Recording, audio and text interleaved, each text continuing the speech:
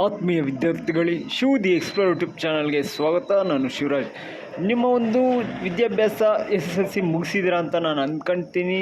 ಹಾಗಾದರೆ ನೀವು ಇನ್ನು ನೆಕ್ಸ್ಟ್ ಏನು ಮಾಡಬೇಕು? ಫಸ್ಟ್ PUCಗೆ ಜಾಯ್ನ್ ಆಗಬೇಕು. ಇದನ್ನು ಯಾವ ರೀತಿ ಅಂತಂದರೆ, ಉಚಿತ ಪ್ರವೇಶದೊಂದಿಗೆ ವಸತಿ ಕಾಲೇಜುಗಳಿಗೆ ಯಾವೆಲ್ಲ ವಿದ್ಯಾರ್ಥಿಗಳು ಸೇರಬೇಕು ಅಂತ ನೀವೇನಾದರೂ ಬಯಸಿದ್ದೇ ಆದರೆ ಇದೇ ತಿಂಗಳ 15ರಿಂದ ಅಪ್ಲಿಕೇಶನ್ಸ್ ಅನ್ನೋದು ಬಿಟ್ಟವರೇ. ಯಾವುದು ರೆಸಿಡೆನ್ಷಿಯಲ್ ಸ್ಕೂಲ್ಸ್ನ ಒಂದು ರೆಸಿಡೆನ್ಷಿಯಲ್ ಕಾಲೇಜ್ನ ಒಂದು ಅಡ್ಮಿಷನ್ಸು.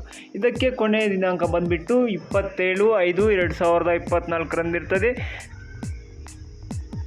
ಫಲಿತಾಂಶ ಅನ್ನೋದು ಇದೇ ತಿಂಗಳ 9ನೇ ತಾರೀಕಿನಂದು ಅನೌನ್ಸ್ ಆಗಿರುತ್ತೆ. ಕೆಲವೊಂದು ವಿದ್ಯಾರ್ಥಿಗಳಿಗೆ ಹಲವಾರು ಗೊಂದಲಗಳಿಂದ ಸಹ ಕೂಡಿರ್ತಾರೆ. ನಾನು ಯಾವ ಕಾಲೇಜಿಗೆ ಸೇರಬೇಕು, ಎಲ್ಲಿ ಸೇರಬೇಕು ಎಂಬ ಬೇಕಾಬಿಟ್ಟಿ ಗೊಂದಲಗಳನ್ನೋದು ಇದ್ದೇ ಇರ್ತದೆ.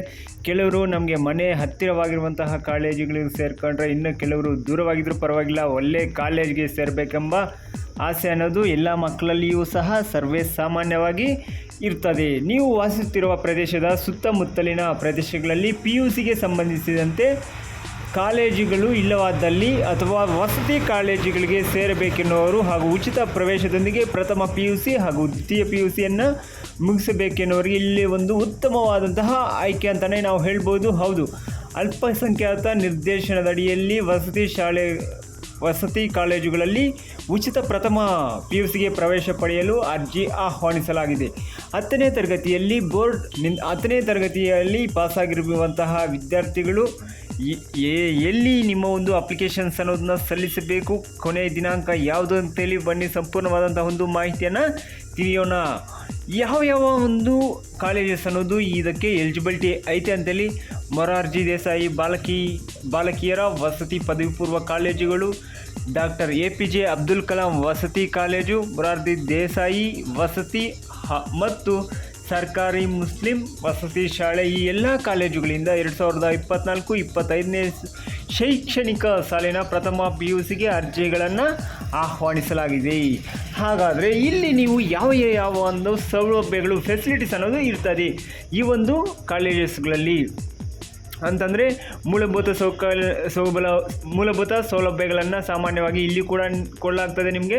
ಅಂದರೆ ನಿಮಗೆ ಅವಶ್ಯಕವಾಗಿ ಬೇಕಾಗಿರ್ತಕ್ಕಂತಹ ಪಠ್ಯಪುಸ್ತಕಗಳು, ಆಹಾರ, ಸಮವಸ್ತ್ರ, ಶುಚಿ, ಸಂಭ್ರಮ ಕಿಟ್, ಈ ರೀತಿಯ ಸೌಲಭ್ಯಗಳನ್ನು ನೀಡಲಾಗ್ತದೆ. ಇದರಲ್ಲಿ ಯಾವ ಕೋರ್ಸಸ್ ಅನ್ನೋದು ಇರ್ತದೆ ಅಂತಂದರೆ, PCMB ಸೈನ್ಸ್ ವಿಷಯಕ್ಕೆ ಸಂಬಂಧಿಸಿದಂತೆ PCMB ಆಗಿರ್ಬೋದು, PCMCA ಮತ್ತು ವಾಣಿಜ್ಯ ವಿಭಾಗದ ಕೋರ್ಸ್ಗಳು, ಆಂಗ್ಲ ಮಾಧ್ಯಮದಲ್ಲಿ ಈ ಒಂದು ಕೋರ್ಸನ್ನು ನಡೆಸಲಾಗ್ತದೆ, ಅಂದರೆ ತರಬೇತಿಯನ್ನು ನೀಡಲಾಗ್ತದೆ. ಇನ್ನು ಸೈನ್ಸ್ ವಿದ್ಯಾರ್ಥಿಗಳಿಗೆ ಅತ್ಯವಶ್ಯಕವಾಗಿ ಬೇಕಾಗಿರ್ತಕ್ಕಂತಹ CET ಮತ್ತು NEET JEE ಸಂಬಂಧಿಸಿದಂತಹ ಫೌಂಡೇಶನ್ ತರಬೇತಿಯನ್ನು ಉಚಿತವಾಗಿ ನೀಡಲಾಗ್ತದೆ.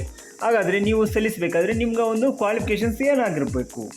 ವಸತಿ ಕಾಲೇಜುಗಳಲ್ಲಿ ಪ್ರವೇಶ ಪಡೆಯಲು ಅರ್ಜಿದಾರರಿಗೆ ಕೆಲವೊಂದು ಇಂತಿಷ್ಟು ಕ್ವಾಲಿಫಿಕೇಷನ್ಸ್ ಅನ್ನೋದು ಇರಲೇಬೇಕಾಗಿರ್ತದೆ.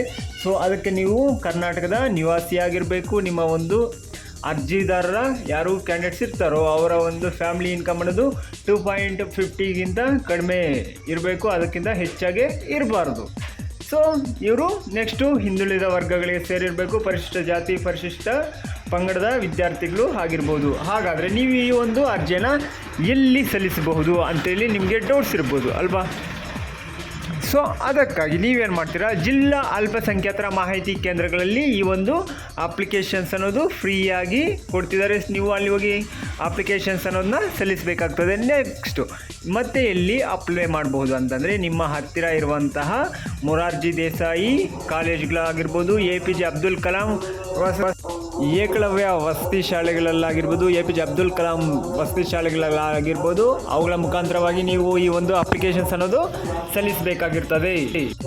ನಿಮಗೆ ಯಾವ ಒಂದು ಕಾಲೇಜಸ್ಗೆ ಸೆಲೆಕ್ಷನ್ ಮಾಡ್ಕೋಬೇಕು ಅಂತೇಳಿ ಅಲ್ಲೇ ಒಂದು ಸ್ಟೆಪ್ಸ್ನ ಕೊಟ್ಟಿರ್ತಾರೆ. ಅದರ ಪ್ರಕಾರ ಫಾಲೋ ಅಪ್ ಆಗಿ ಅರ್ಜಿ ಸಲ್ಲಿಸಲು ಪ್ರಮುಖ ದಿನಾಂಕ ಬಂದುಬಿಟ್ಟು 15/5/2024 ಅರ್ಜಿ ಸಲ್ಲಿಸಲು ಕೊನೆಯ ದಿನಾಂಕ 27/5/2024 ಸಂಜೆ 5:30 ತನಕ ಅಪ್ಲಿಕೇಶನ್ಸ್ ಅನ್ನೋದು ಸಲ್ಲಿಸಬಹುದಾಗಿರ್ತದೆ. ನಿಮಗೆ ಈ ಒಂದು ವಿಡಿಯೋ ಇಷ್ಟವಾದರೆ ಲೈಕ್ ಮಾಡಿ, ಶೇರ್ ಮಾಡಿ ಹಾಗೂ ಸಬ್ಸ್ಕ್ರೈಬ್ ಮಾಡಿ ಅಂತ ಹೇಳ್ತಾ ಧನ್ಯವಾದಗಳು.